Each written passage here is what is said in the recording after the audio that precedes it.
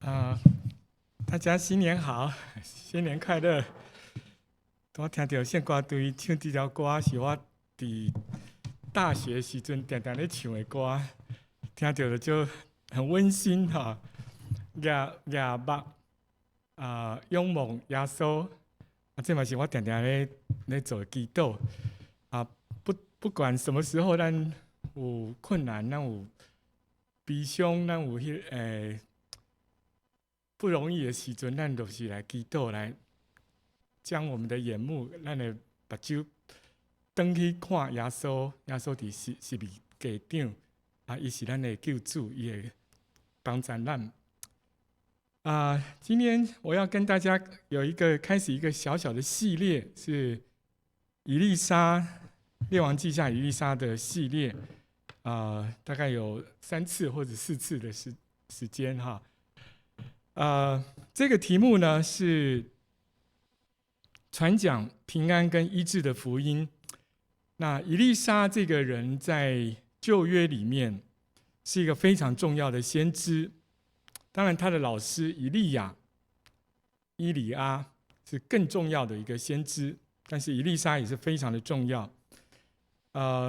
以利沙所讲的信息跟以利亚讲的信息不太一样。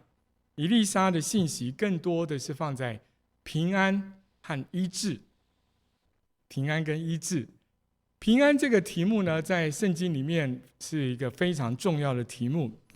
那看圣经到处都讲到平安，旧约到新约都提到平安。在旧约里面呢，提到250次平安这个字，在旧约里面是希伯来文是 shalom， 我们可能都很熟悉这个字 shalom。平安，以色列人、犹太人因地名都讲 shalom， 愿你平安。在新约里面出现了91次，那也是一个很重要的一个词。平安这个字的意思非常的广泛，你看这个250加上91加起来不会只有1-2个意思，对不对？它是一个 spectrum， 它是一个光谱很广泛的意思里面。但是它最核心的地方呢，有一个核心的意思，就是从上帝来的福祉，上帝来福气，好，但贵你要讲福气对吧？从上帝来的 well-being， 上帝来的福祉，意思是说这个祝福呢，只有从上帝来，不是从人来的，不是我可以给创造的，也不是别人可以给我，只有从上帝可以来。那上帝给我这个祝福是平安，上帝也有可能把它收回去。当上帝给我们的时候，我们就开心，我们就笑了；当上帝把平安收回去的时候，我们就要哀哭了。我们就说：“上帝，拜托拜托，请你不要这样做。”那平安呢？这是平安最核心的意思，它从上帝来的祝福。平安也指到我们的生命、我们的灵、我们的灵性，可以达到一个丰满、一个圆满的地步。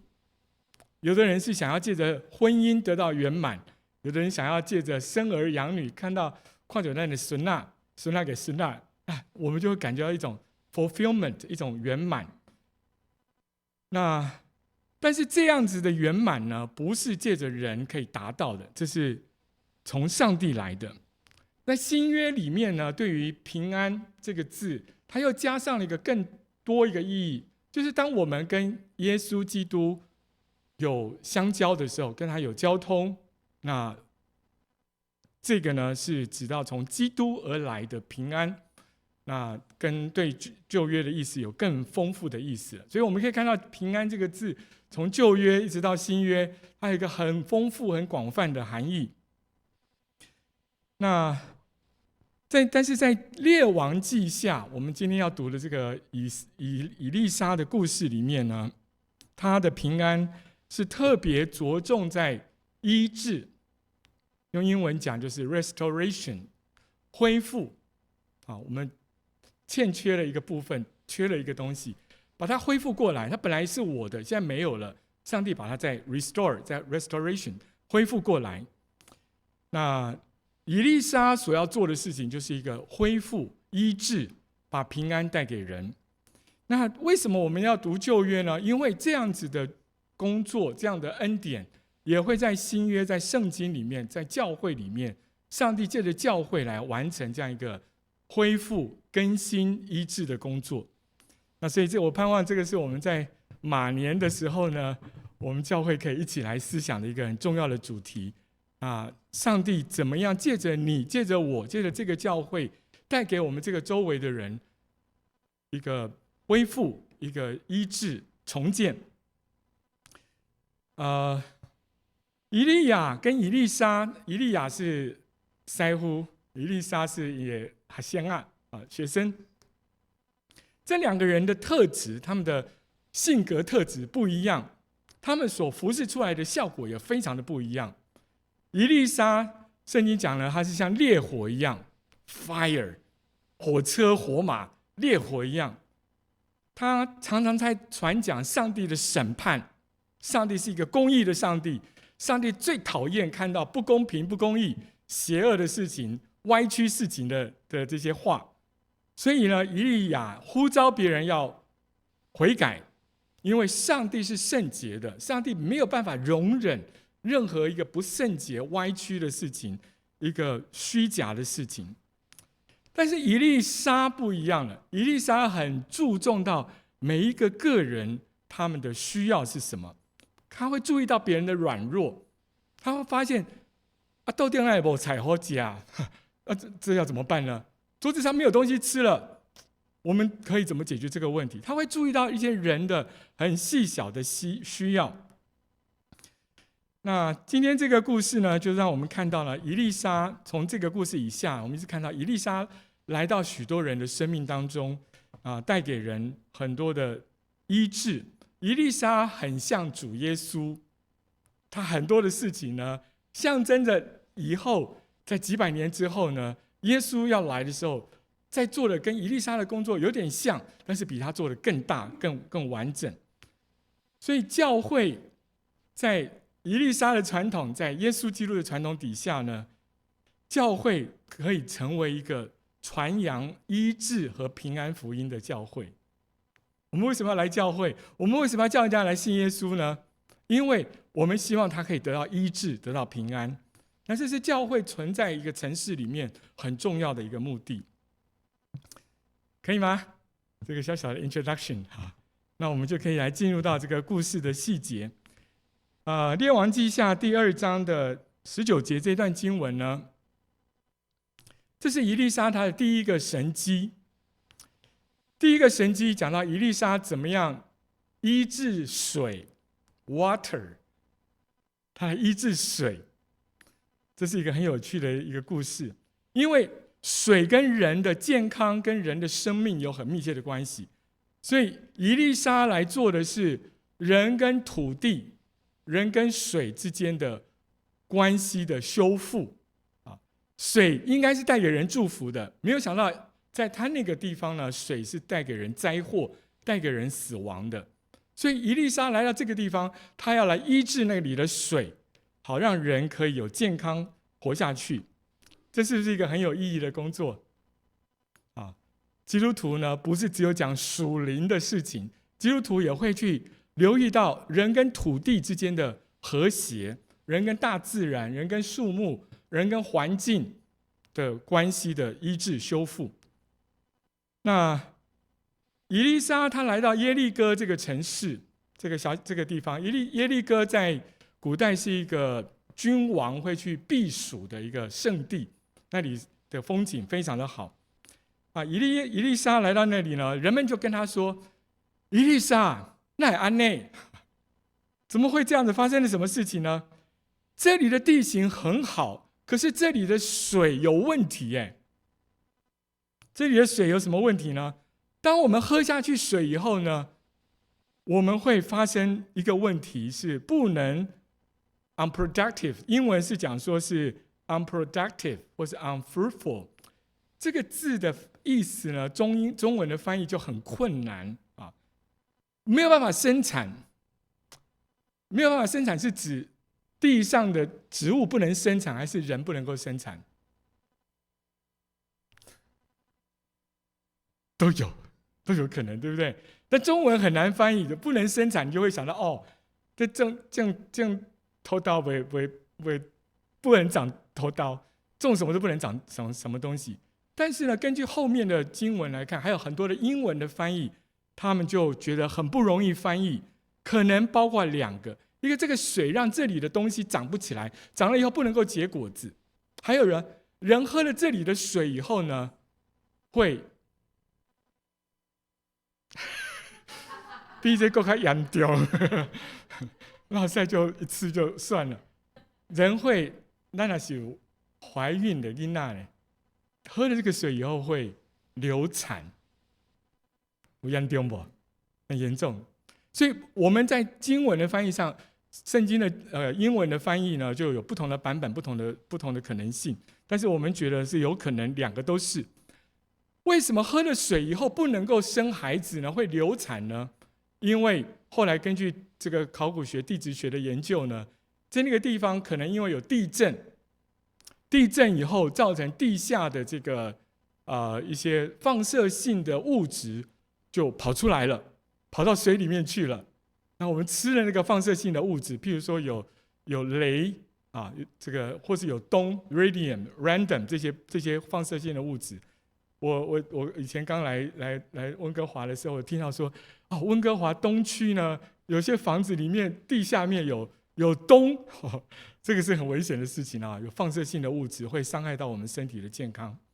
那根据考古学的研究，他们可能因为耶利哥的地下呢发生过地震，所以呢那个放射性的物质流出来到水里面去了，所以人喝下去以后呢，就会造成流产、小产，不能够生孕。这个严重不严重？这很严重，但不是每一个人都有，但是很多人都会有这个问题。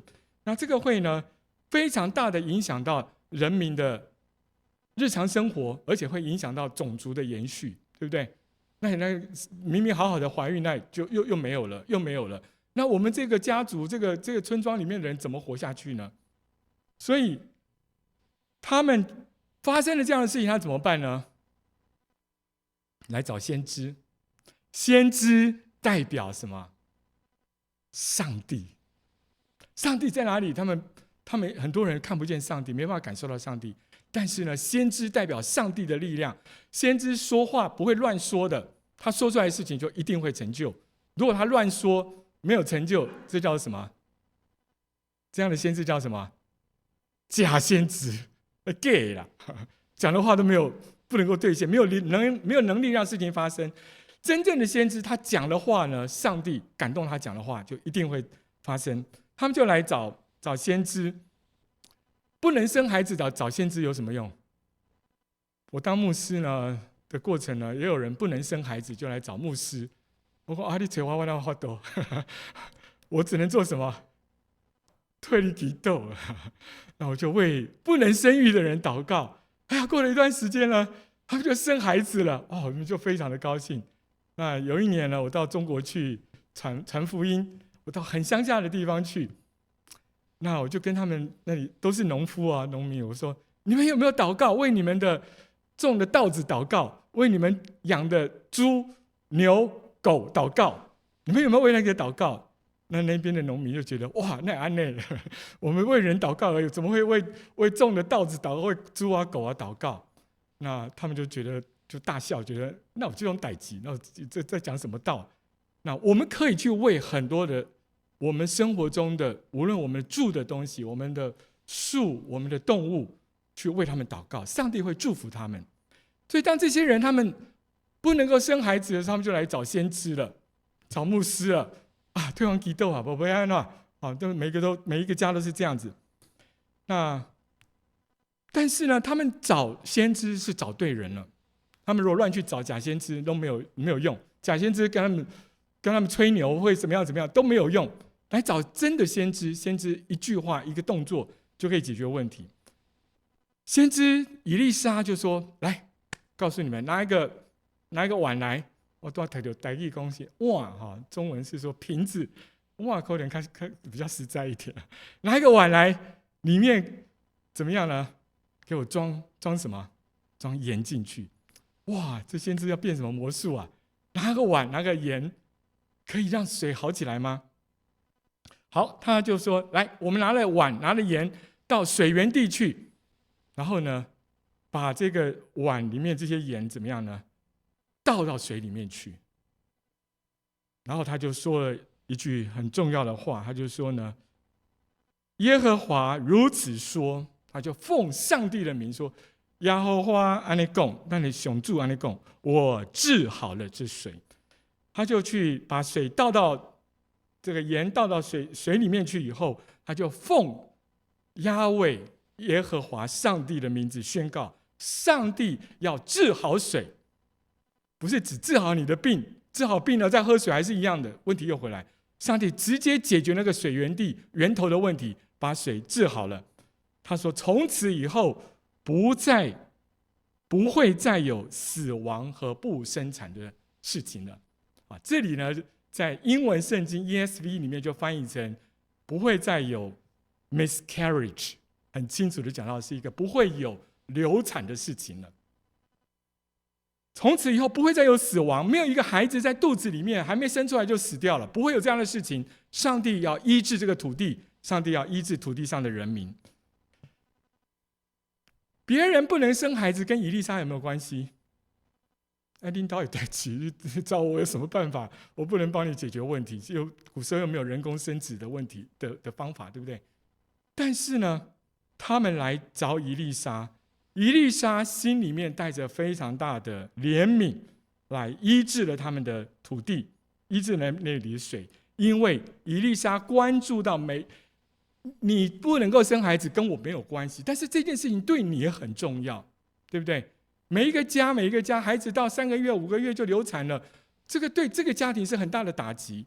以利沙关注在每一个人细小的需要上面，所以以利沙就医治他们了。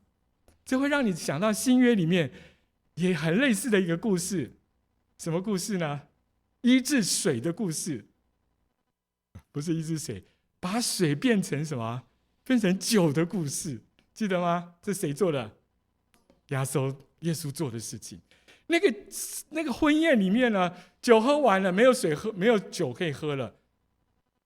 来找耶稣，耶稣说：你那不想好，不传好，这时候来找我，我怎么有什么办法？现在酿酒怎么来得及？耶稣不是讲这样的话，耶稣也不是说：领导也代志，你自己没有准备好酒，那我有什么办法？耶稣关注在这一对新人他们的需要上面。今天他们的酒喝完了，没有酒喝了，他们会非常的扫兴，对不对？可能那个新娘子每天就碎碎念她的先生：你哪安内啊？每天捏他的耳朵，捏到80岁，就是这个老先生都受不了。每一次到结婚纪念日就要念我一次，哇，这谁受得了？耶稣关注在这一个新人，他们没有酒可以喝了，耶稣就把水变成酒。耶稣所做的比以利沙更大更神奇，因为耶稣和以利沙一样，他关注在你生活中那个小小的缺乏，那个对别人来讲是不重要的事情，没什么大不了的事情，可是对你来讲，对我来讲是非常重要的事情，是不是？前一阵子呢，我不知道为什么我就开始牙痛，就赶快去找医生。我想牙痛呢，我去跟弟兄姊妹讲，他们也不能解决我的问题，对不对？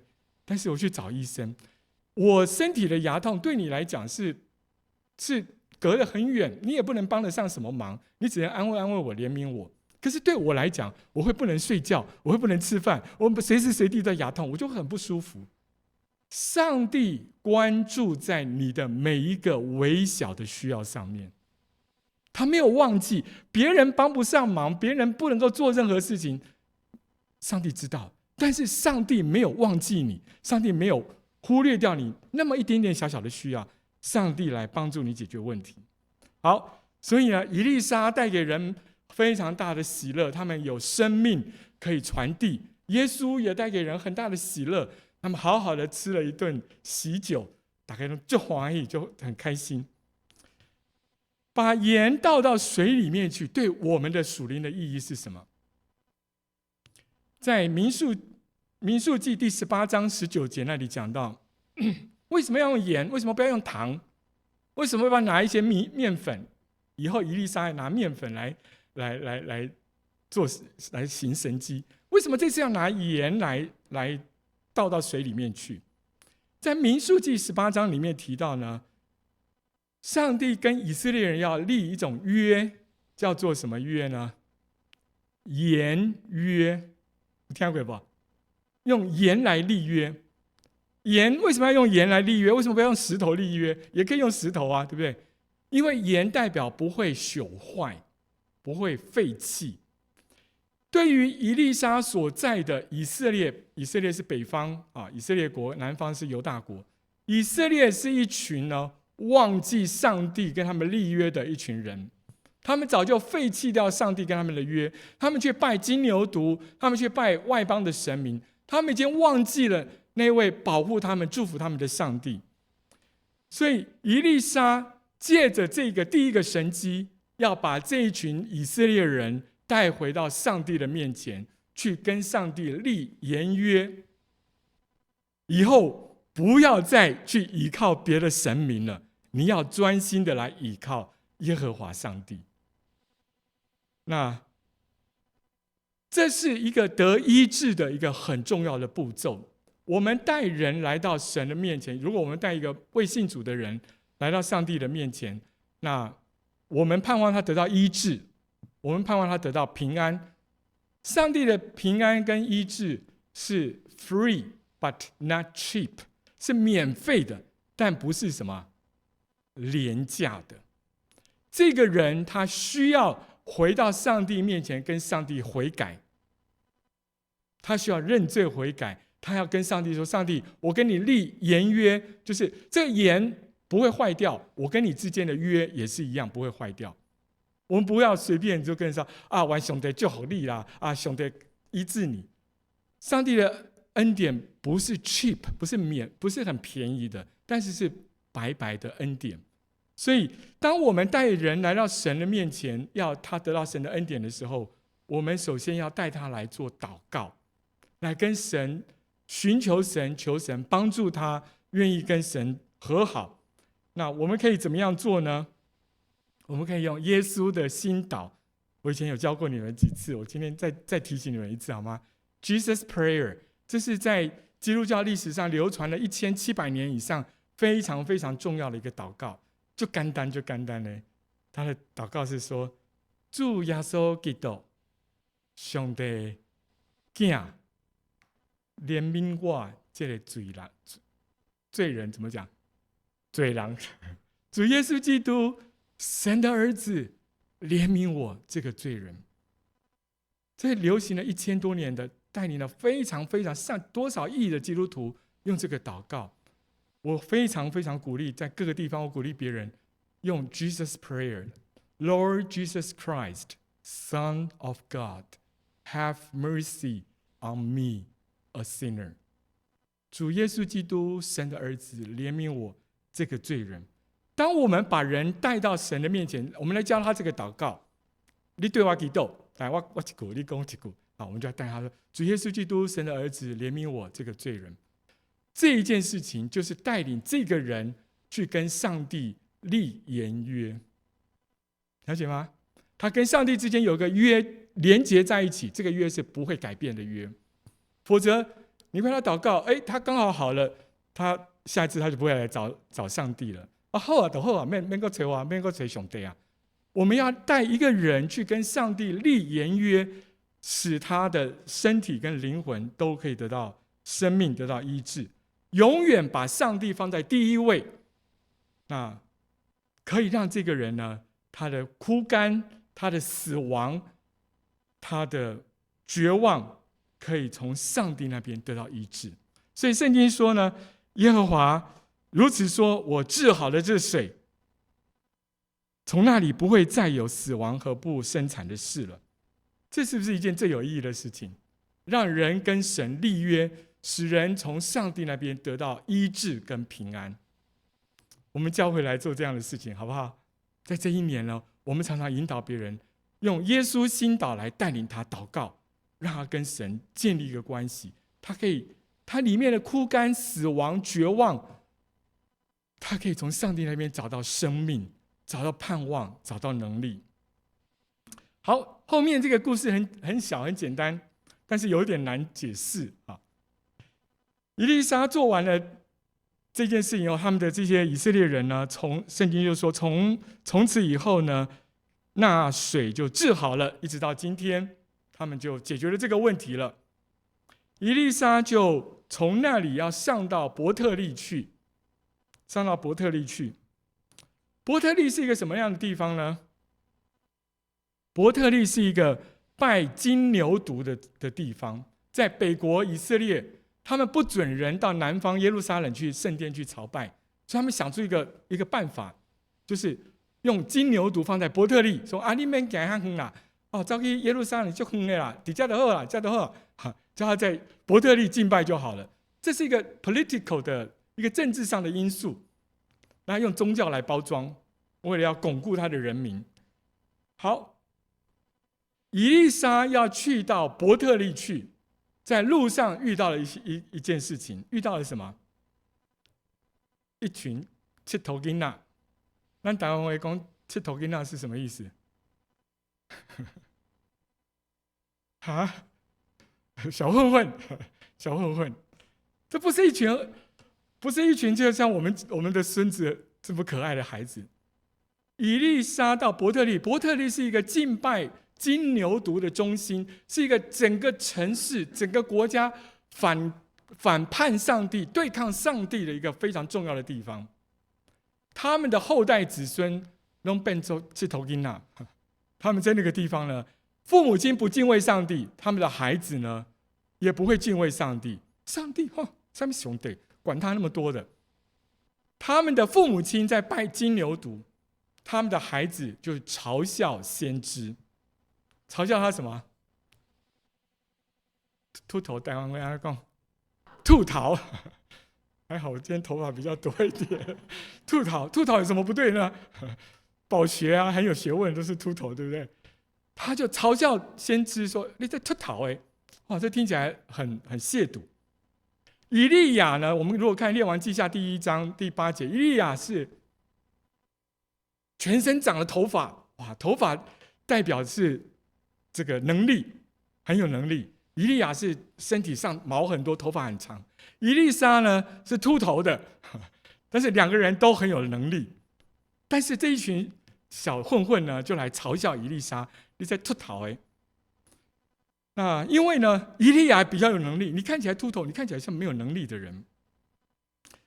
那这一群小孩子就用话语去嘲笑先知，嘲笑先知。我们刚刚说先知代表上帝，那么嘲笑先知就是怎么样？嘲笑上帝，在抵挡上帝。他们怎么会敬畏上帝呢？他们是拜金牛犊的，他们也跟着别人去拜外邦的神。耶和华神对他们来讲，他们是完全是藐视的。所以呢，他们就去攻击以利沙，骂他是秃头的。以利沙他就做了一件很大的事情，他就奉上帝耶和华的名去咒诅这些孩子。然后呢，就有两只母熊从树林里面跑出来。请问你是以利沙叫熊出来，还是上帝叫熊出来？上帝叫熊出来，所以不要怪以利沙，他没有做任何事情，他只有说你们这些上帝要咒诅你们，上帝要审判你们。上帝听了以利沙的话，叫两只母熊出来，就咬死了这些孩子。那西方的圣经学者讲到这一段话，就觉得那安内啊，就很难解释啊，觉得好像怎么上帝以利沙怎么做这么残忍的事情？这跟残忍不残忍没有任何的关系，因为他们在亵渎上帝的名，上帝的审判就立刻的临到他们。那以利沙就离开他们，到了加密山去。那加密山是他的腮乎，他的师父以利亚以前住的地方。这个告诉我们什么？这个故事，以利沙的侍奉分成两个类型。第一个类型呢，对耶利哥人来讲，他医治了那里的水和人民的生命，他使他们可以生孩子。但是对于背叛上帝、背逆上帝的伯特利人来讲，以利沙的医治是什么样的医治呢？是让审判临到这一群不圣洁的人，用审判临到他们，去洁净那个土地，因为他们在亵渎上帝的名。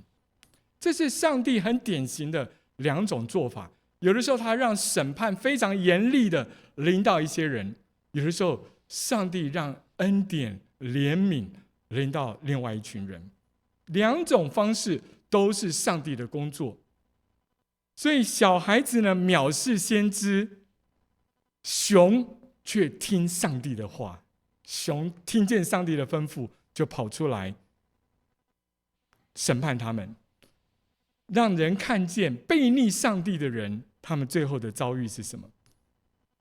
那我们在领受完这两段经文以后呢，我们可以一起来思想，求上帝帮助我们伯尔比台湾基督长老教会在这一年当中，因为这个教会可以成为一个宣讲平安福音的教会。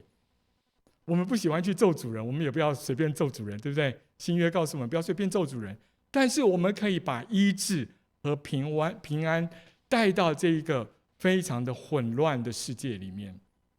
在这个世界当中，有钱的人活得像奴隶一样，有的人在绝望当中睡觉睡不着，他们可以买最舒服最漂亮的床，可是他们没有办法睡觉。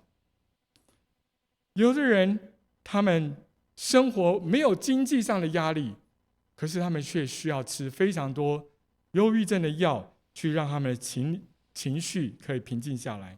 有的人非常的孤单，晚上不能睡觉。很多年轻的孩子们，可能不只是年轻人，他们就上网去看 pornography， 去看色情网站，因为他们不能够睡觉，因为他们心里面非常的无聊，他们心里面非常的苦闷。爸爸妈妈不了解我，学校不了解我，朋友不了解我，他们就躲到一个虚拟的世界，进入到一个非常黑暗非常污秽的世界。有人在那里吸毒，有的人拼命的滑手机，晚上不睡觉，过年也在滑手机，不过年也在滑手机，每天都在滑手机。我前几天看到 BBC 一个新闻很有趣，他们说到中国大陆的现在谁告诉谁不要滑手机，你知道吗？ BBC 的头条新闻哦。年轻人回到家以后呢，跟父母说什么？不要再滑手机了。你滑手机滑太久了，你坐在那边坐了8个钟头、10个钟头在滑手机，你身体都没有起来动，你的健康会受到很大的影响。你有没有觉得很有意思的一个故事？以前年轻的时候，父母亲叫小孩不要滑手机，现在小孩长大了以后叫父母亲不要滑手机。我不要滑手机，我要做什么？我又不能走，我又不能跳，我就无聊我坐在这边不滑手机要做什么？你看到有多少人的心灵是非常的空虚无聊，没有人跟他们讲话，没有人理他们，他们也不能够走很远，他们也不能吃很多东西，他们唯一的依靠就是去滑手机。有多少人的生命好像喝了一个水，他们的里面没有办法再有新的生命出来，他们的里面像死亡一样，像枯干一样，像 miscarriage， 像流产一样，没有任何的生命的盼望在他们里面。有多少的人需要听见耶稣基督的福音？年轻人在色情网络里面，年老人在 TikTok， 在小红书，在 YouTube 里面，整天的时间在那里面呢，度过一个非常空虚无聊的生活。只有教会可以去告诉别人耶稣基督的福音。你要不要来寻找耶稣？主耶稣基督，神的儿子，他可以怜悯你，他可以医治你。你可以到教会来唱诗歌敬拜神，你可以来听到上帝对你说话，你不会这么的空虚无聊，你可以有盼望，你可以有明天。所以教会是一个传讲平安和医治的福音的最重要的地方。阿们吗？